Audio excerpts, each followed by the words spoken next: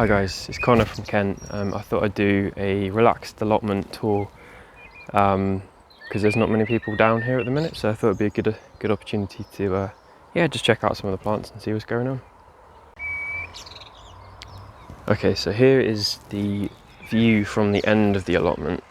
So it kind of goes up to, like, in terms of width, there's a fence there, and then it's the length, it starts here and it goes down to that compost heap down there in that corner, just behind the wheelbarrow. So it's a quarter plot, and it is surprisingly a lot of work to look after.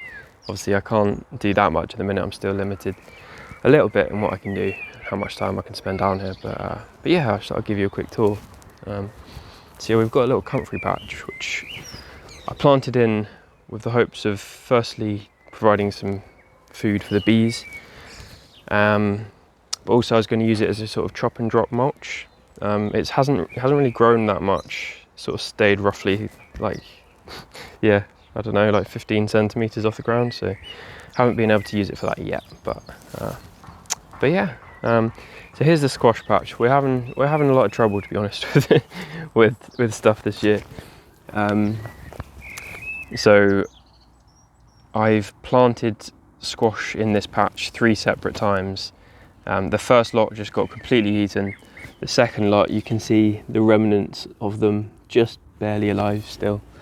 And the third lot are these 3 here, which are just about still alive.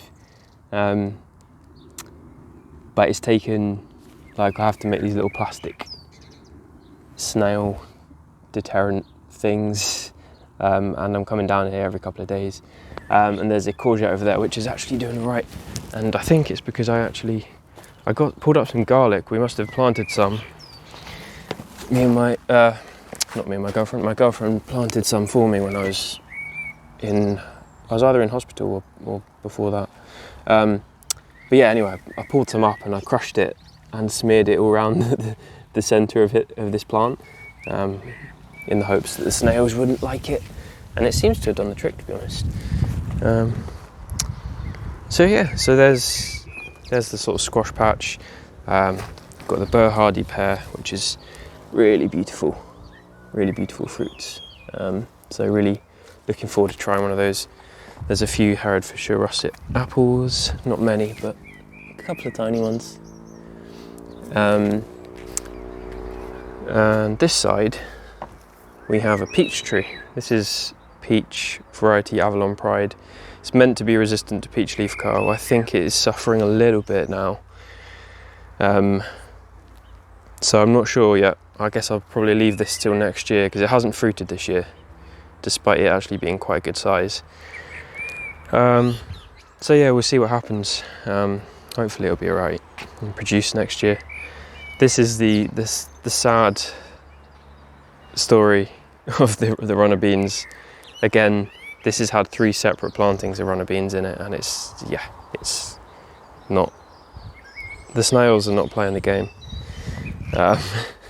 Well, they are playing the game a bit too much, and I'm losing all the veg. And some of these are planted straight in the ground. A lot of them I grew at home to about 30-40 centimeters and then planted down, and regardless of what way I do it, they just eat them. So but oh well, I'm hoping a couple survive, but if not, I'm going to put some sunflowers here, and I'm sure I can find some other use for it as well. Try again next year. I've got some beetroot here. There's a lot of random potatoes around the allotment, which is alright. I'm just going to leave them in because they kind of cover the ground anyway. But so yeah, this is beetroot. I can't remember, and I don't think I can read the label anymore. Can't remember what variety they were. They might have been Bolt Hardy variety. I'm not sure actually. I can't remember. And there's a little bit more beetroot. I only just planted this the other day. This is beetroot golden burpee. Apparently the variety is meant to be a gold variety of beetroot. And weirdly enough, the snails are not going after the beetroot. They don't seem to like it, so fingers crossed. I hope I don't speak too soon on that. Then we've got this little patch here is going to be a potato patch. Well, there's some planted in that my mum got me. Got some habanero chili peppers. I planted these when I was at hospital and they're actually doing all right. I'm quite happy with those. So I think it was called AJ habanero or something like that. It's meant to be an orange chili, and you can see that there are some tiny little flower buds when my phone decides it wants to focus. Yeah, it doesn't want to focus. You can kind of see them. Sorry about that. So, last time me and my girlfriend were here, we cleared some of this patch. This is going to be for the melons, which I have kept in the greenhouse under quite intensive security, because I usually can't grow them at all because the snails just eat them at first chance. But I've grown them to pretty decent size, so I'm going to leave them for another week or two and then hopefully plant them in here. And then that little bit there is going to be for sweet potatoes, which should be arriving today actually. I bought some, sort of treated myself to some sweet potato plants, as you do. Then we got some lovely roses. So yeah, I wanted this little bit here to be kind of like for wildlife, although the strawberries are crept in. You can see that there's a couple there that are going. I'll probably pick them at that stage unless I'm planning to come down in the next couple of days. But yeah, so yeah, I think this is Scarborough Fair Rose, which I've shown before. That one's fallen off. But this is my favourite though, Kew Gardens. Sorry about the helicopter noise. One sec, I'll stop it and I'll start again in a sec. Sorry about that. So yeah, Kew Gardens Rose. And it's really, really beautiful, and it's open-scented, so the pollinators can get the pollen, and it smells lovely as well. And then yeah, I've got various trees that are they're in plastic pots, but they're half buried. And this was when I wasn't sure about if we're allowed to plant trees here. This was when I first got the allotment and I was completely bedbound, so my mum had to come down and do it. But yeah, so they're kind of half buried in pots. And you can see that's Morello cherry, which is meant to be quite a sour cherry, but yeah, excited for that. And then the Asian pears that I've shown before are coming along. There's probably like, I don't know, 10, 15 fruits left on it, so hopefully they hang on. That's another helicopter.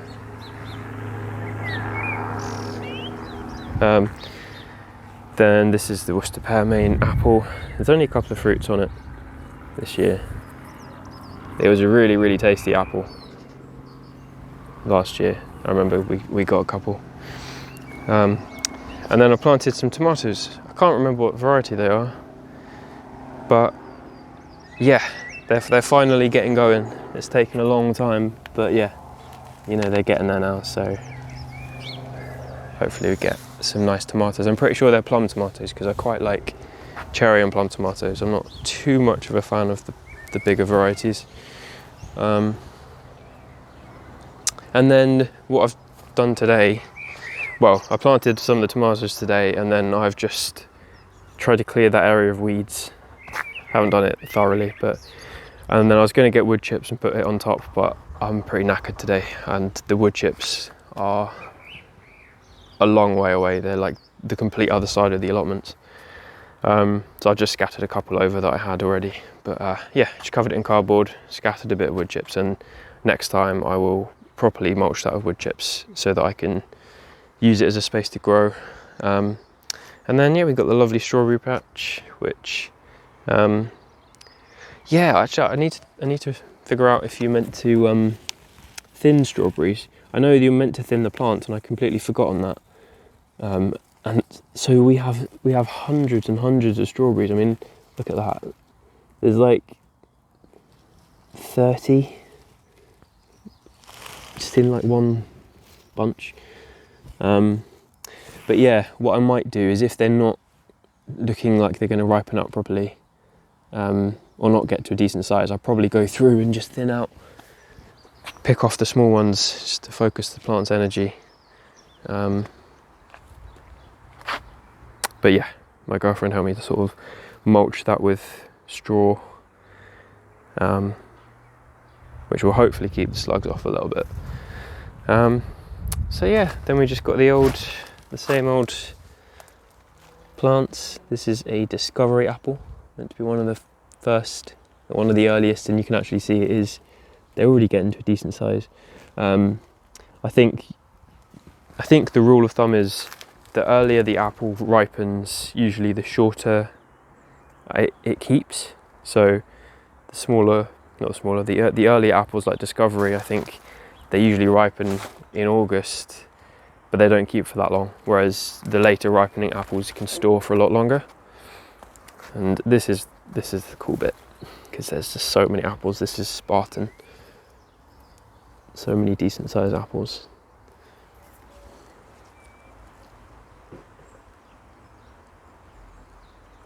So really happy with that. I don't think I tried one of these ones yet, so I'm really excited about that. We've got this area is in need of my attention. Once all the annual stuff has gone in and is getting going, I'll turn my attention to this, because yeah, it's a bit of a mess. We've actually got gooseberry bushes. You can see they might be ready. And actually, it's quite funny because these gooseberries were in before we took the plot on. Sorry about that, someone came through. So I was looking at the gooseberries. I've just tried one, and they're not far off. I've got a spider dangling from my hair. They're not far off, but yeah, it's very, very sour, so another couple of weeks.